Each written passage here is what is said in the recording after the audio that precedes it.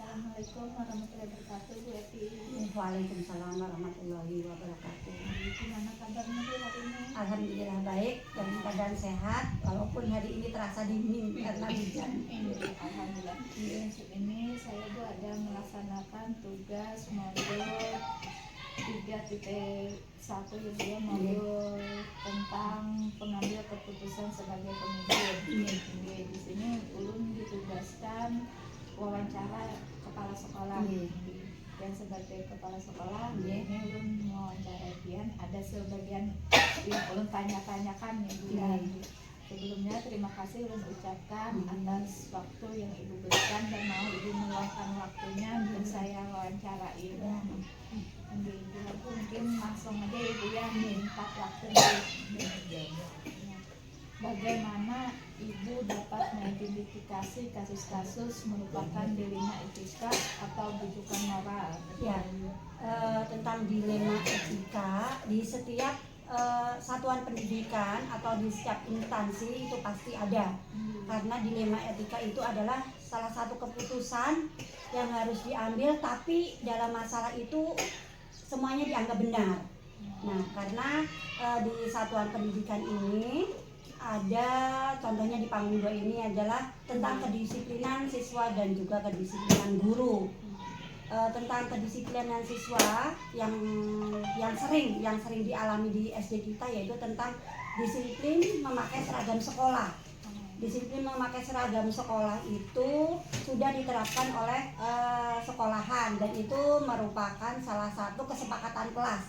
Tapi apabila kedisiplinan itu istilahnya tidak ditaati oleh siswa, itu pun siswa tidak sepenuhnya bisa kita salahkan. Soalnya kita memandang dari sudut pandang keluarga. Nah, banyak dari sebagian siswa di SD kita ini yang kurang perhatian dari keluarga, dari orang tua. Karena dari pihak keluarga mungkin orang tuanya mempunyai pekerjaan yang pagi-pagi harus sudah pergi dari rumah dan anak itu bisa mempersiapkan dirinya sendiri, artinya mandiri. Jadi untuk sampai di sekolahan dia mungkin nanti lupa tidak memakai dasi atau tidak pakai kaos kaki, dan itu kan kurang kesiapan dari pihak keluarga. Dan itu dilema etika yang tidak boleh kita salahkan untuk salah satu pihak gitu. Berarti ya Bu, masalah peraturan di kedisiplinan sekolah nih. Karena kendalanya orang tuanya di sini rata-rata buruh tani, buruh pedagang atau buruh kebun itu Bu di sini. Terus Bu, bagaimana Ibu menjalankan keputusan itu di sekolah Bu? Ya, biasanya keputusan itu kita ambil, kita musyawarahkan terlebih dahulu dengan rekan-rekan guru. Nah, kita musyawarahkan seperti apa baiknya.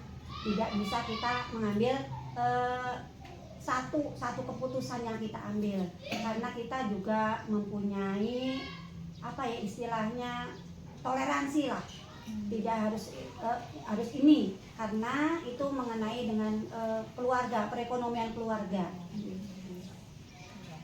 Terus Bu, itu terutama dalam kasus tadi ya Bu ya, ini sama-sama benar, sama-sama mengandung nilai kebijakan. Betul. Ya Bu ya. Terus Bu, langkah atau prosedur seperti apa yang bisa Ibu ambil selama ini Bu?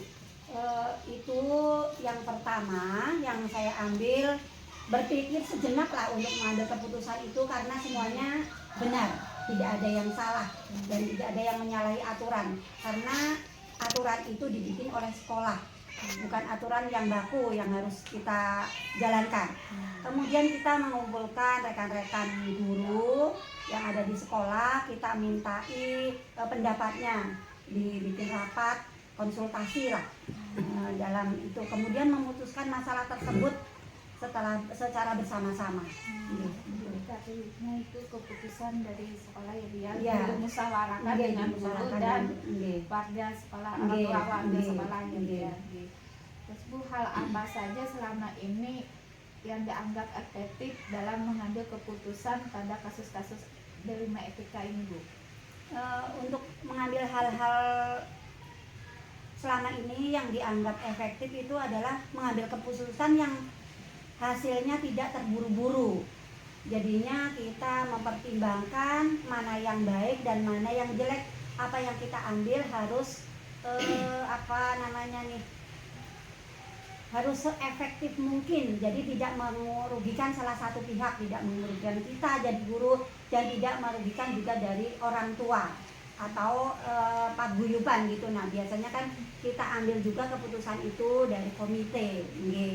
Terus kemudian kita konsultasikan kembali dengan ulun sebagai kepala sekolah. Apabila ada K3S, kita kan sering sharing dengan K3S, itu kita sampaikan gimana pendapat sampean kalau di SD sampean ada yang seperti ini, kita ngambil. Kemudian dikonsultasikan juga dengan pengawas sekolah.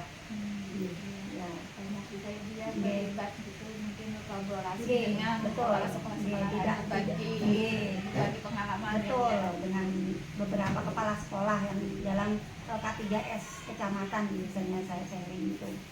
Terus apakah Ibu memiliki sebuah katakanlah atau jadwal tertentu dalam sebuah menyelesaikan kasus Delima Etika? Apakah Ibu langsung menyelesaikan di tempat atau memiliki sebuah jadwal untuk menyelesaikan bentuk atau prosedur seperti apa? Sebenarnya untuk menyelesaikan masalah ini tidak ada jadwal khusus, karena kasus-kasus seperti ini kita lakukan dengan konsultasi, dengan musyawarah. Jadi tidak ada jadwal khusus. Kalau ada yang bermasalah kan nanti umpamanya sebelum masuk ke dalam kelas, guru-guru pas waktu kumpul di sekolah, kita ambil, kita utarakan apa masalahnya yang di anak-anak gitu. Nah, kita sampaikan, kita ambil waktu-waktu istirahat saat guru kumpul di dalam kantor, itu aja. Tidak ada jadwal waktu tertentu. Saat ngumpul selesaikan kalau ada permasalahan pecahkan bersama-sama. Terus Bu, adakah seseorang atau faktor-faktor apa yang selama ini memudahkan atau membantu Ibu dalam mengambil keputusan dalam kasus-kasus dilema etika ini, Bu? Iya, dalam dilema etika ini ya tadi saya sudah bilang bahwa untuk mengambil keputusan kita tentu sampaikan, kita musyawarahkan dengan Dewan Guru. Dan kalau perlu kita sampaikan nanti saat biasanya pembagian rapot akhir tahun atau awal tahun ajaran, itu disampaikan kepada wali murid pas pada waktu rapat komite atau paguyuban gitu. Dan sering juga disampaikan, mungkin dikembalikan lagi pada ibu-ibu wali kelas untuk menyampaikan permasalahan wali murid atau murid-murid yang ada di sekolah, disampaikan di grup-grup kelasnya masing-masing gitu. Ya, mungkin itu aja Bu yang dapat saya pertanyakan sama Ibu. Mengucapkan terima kasih banyak Ibu atas kesempatan dan waktunya dalam meluangkan ini dalam saya mewawancarai Ibu. Terima kasih banyak Bu. Assalamualaikum warahmatullahi wabarakatuh. Waalaikumsalam warahmatullahi wabarakatuh. Sama-sama, dan semoga sukses sampai nanti mendapatkan sertifikat guru penggerak.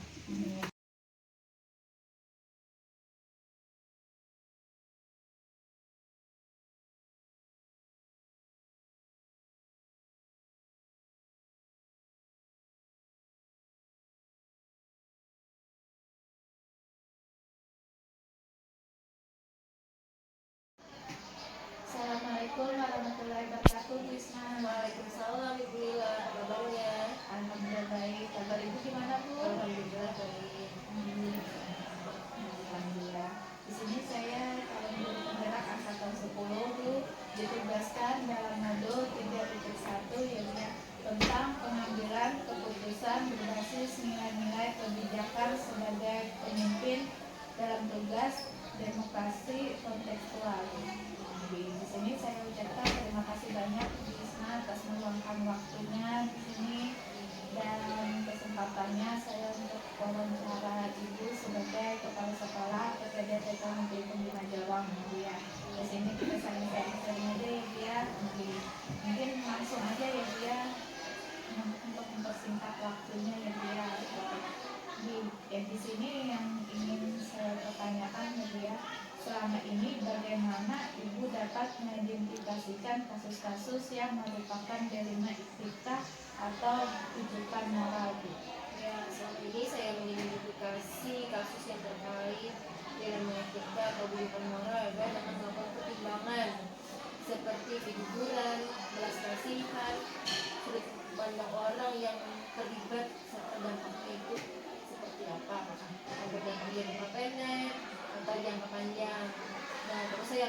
berdiskusi dengan orang lain dengan menggunakan berbagai prinsip, baik itu secara individual atau secara terus tuh berlaku adil, apakah itu bermanfaat bagi orang lain serta tidak merugikan orang lain.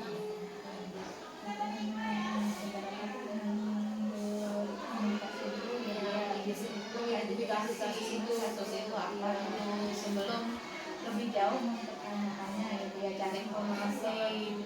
Mempertimbangkan itu tadi, siapa sih yang terlibat? Selama ini bagaimana ibu menjalankan pengambilan keputusan di sekolah ibu, terutama untuk kasus-kasus di mana ada dua kepentingan yang sama-sama benar atau sama-sama mengambil kebijakan. Yang jelas saya akan melibatkan semua pihak yang terkait dalam suatu masalah itu, baik itu siswa, orang tua, atau staf sekolah lainnya, dengan mendengarkan setiap individu, terus tuh mendengarkan apa sudut pandang mereka terkait perbedaan. Dengan mendengarkan semua perspektif, saya dapat memperoleh pemahaman yang lebih komprehensif tentang situasi, mungkin kesalahpahaman tertentu atau apa. Terus saya akan mencoba mengidentifikasi nilai-nilai apa saja yang saling bertentangan di situ. Nah, misalnya dalam kasus pelanggaran tata tertib, saya harus mempertimbangkan nilai keadilan, kesempatan kedua, dan saya berusaha dari diri mereka bisa memperbaiki menjadi lebih baik serta mengidentifikasi nilai-nilai tersebut. Terus itu nilai mana sih yang relevan dan mendesak dalam konteks situasi tertentu. Terus itu saya akan melibatkan tim untuk mencari solusi bersama supaya itu aman dan terbuka sehingga semuanya tetap nyaman. Anak melanggar aturannya dia, tapi mesti harus ditegur dulu, ditegur, beri kesempatan, terus baru tunggu ditindaklanjuti ya. Pasti ada alasan tertentu Iya pasti. Dan mungkin ya dia anak itu kalau nggak ada alasannya gitu ya. Terus tuh langkah-langkah atau prosedur seperti apa yang ibu lakukan selama ini tuh? tentunya akan mengumpulkan semua fakta yang relevan terkait situasi tersebut dan mendengarkan semua pihak yang terkait. Itu mengkomunikasikan secara terbuka, jujur, dan semua pihak terlibat selanjutnya memberi kesempatan kepada pihak lain untuk menyampaikan pandangannya serta pendapatnya dengan memperhatikan nilai-nilai, itu apa keadilan, kejujuran, serta kesejahteraan. Iya, lebih dalam lebih halus. Jadi selanjutnya hal apa saja yang selama ini ibu anggap efektif dalam mengambil keputusan pada kasus-kasus dunia kita ini, Bu? Ya, yang jelas saya akan menggunakan prinsip etika itu keadilan, kejujuran dan tanggung jawab serta rasa kemanusiaan dengan melibatkan semua pihak yang terkait. Bagaimana mereka mengungkapkan pendapatnya secara terbuka, memahami perasaan dan alasan. Nah, konsekuensi dari pengambilan keputusan itu nantinya patut dipertimbangkan. Itu akan ada evaluasi serta akan berkonsultasi lagi dengan ahlinya jika Jadi masuk ke keadilan dia rasa ibaratnya tuh rasa kasihan, ada juga yang perasaan gitu kan dia. Selanjutnya hal apa saja yang selama ini merupakan tantangan dalam pengambil keputusan pada kasus-kasus di rumah kita ini? tentunya seperti mengambil keputusan itu ya antara kejujuran sih dan realitas, antara keadilan dan belas kasihan, tentunya itu kan agak susah. Tentunya akan menentukan nilai mana yang lebih relevan dalam satu situasi tersebut. Nah, apakah ada jika sangat sulit dan tekanan dan berbagai pihak seperti rekan kerja mungkin itu yang mempengaruhi. Nah, mengambil keputusan tentunya kita akan bingung gitu tuh. Walaupun kan kadang-kadang tuh mau bisik-bisik gitu. Nah, tentunya kita iya dan itu harus emosi harus stabil. stabil. Nah, terus Bu berusaha dengan cepat dalam mengambil keputusan, dianggap tepat dan satu waktu mungkin tidak dapat tepat dengan yang lain. Nah, mungkin banyak pertimbangan tadi yang mempengaruhi ya, Delimanya pasti tantangannya banyak pasti ya. banyak. Selanjutnya, apakah ibu memiliki sebuah tata cara atau jadwal tertentu dalam sebuah penyelesaian kasus dilema etika ini? Apakah ibu langsung menyelesaikan di tempat atau memiliki sebuah jadwal untuk menyelesaikannya? Bentuk atau prosedur seperti apa yang ibu jalankan selama ini? Ya, tentunya saya akan mengatur dulu, menggali kasus tersebut dengan mencari akar masalahnya, dengan wawancara yang terlibat, untuk alasan kasus tersebut, terus membuat jadwal seperti apa sih sebenarnya mengenai tahapan penyelesaian. Itu mencari informasi, mencari lagi yang dulu sebelum mengisi jadwal untuk penyelesaian permasalahannya yang dia alami. Itu adakah seseorang atau faktor-faktor apa yang selama ini mempermudah atau membantu ibu dalam pengambilan keputusan dalam kasus-kasus dilema etika ini? Tentunya saya akan berdiskusi, berbagi pendapat dengan orang yang lebih kompeten, pengawas, harus ke orang yang lebih kuat terkait memahami tentang pengambilan keputusan ini. Dengan konsultasi dengan yang lebih berpihak ke dia, dengan pengawas ya, itu aja Bu yang dapat saya tanyakan sama ibu. Terima kasih atas kesempatan dan waktu ibu. Hari ini saya bertanya-tanya masalah kepemimpinan. Saya dapat luar biasa sekali dari ibu. Jadi di sini saya ucapkan terima kasih banyak kepada ibu atas waktu dan tempatnya ini mau menerima saya untuk berbagi ya Bu ya tentang kepemimpinan, kebijakan kepemimpinan yang ada di sini. Mungkin lain waktu kita bisa ketemu lagi ya di sharing ya berbagi ya Bu ya. Semoga aja nanti kita ada waktu ya Bu ya.